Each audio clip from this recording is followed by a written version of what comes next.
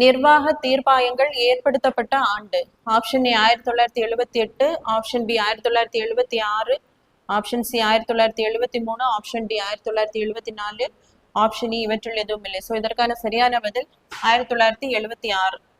42வது சட்ட திருத்தத்தின்படி நம்ம கான்ஸ்டியூஷன்ல வந்து அட்மினிஸ்ட்ரேட்டிவ்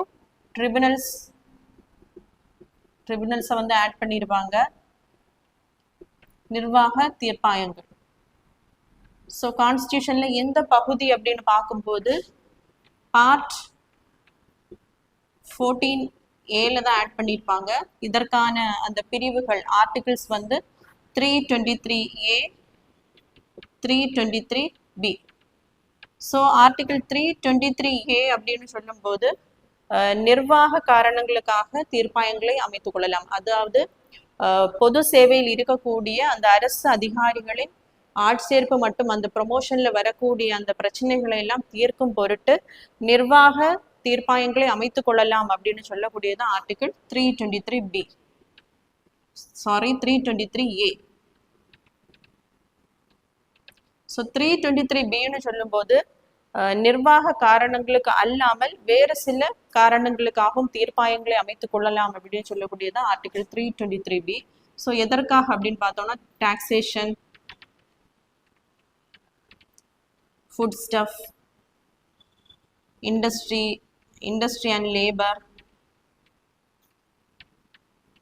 லேண்ட் ரிஃபார்ம்ஸ், ஸோ அதே மாதிரி ரெண்ட் அண்ட் டெனன்சி.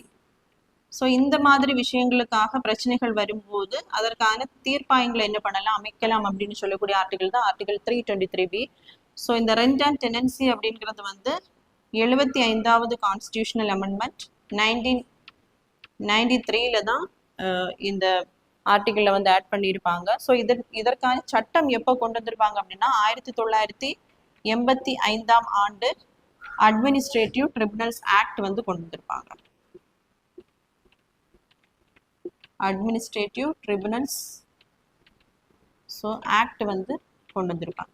ஸோ இதில் பார்த்தீங்கன்னா இந்த அட்மினிஸ்ட்ரேட்டிவ் ட்ரிபியூனல்ஸை வந்து ஸ்டேட்டுடைய அந்த கன்சர்னுக்கு ஏற்ற மாதிரி பாராளுமன்றம் மட்டும்தான் அமைத்து கொள்ள முடியும். ஸோ ஆர்டிகிள் 323B அப்படின்னு சொல்லும்போது இதில் இருக்கக்கூடிய சப்ஜெக்ட்ஸ் வந்து ஸ்டேட்டுடைய லெஜிஸ்லேஷனில் வரும் அப்படின்னா அவங்க என்ன பண்ணலாம், அதற்கான தீர்ப்பாயங்களை வந்து அமைத்து கொள்ளலாம்.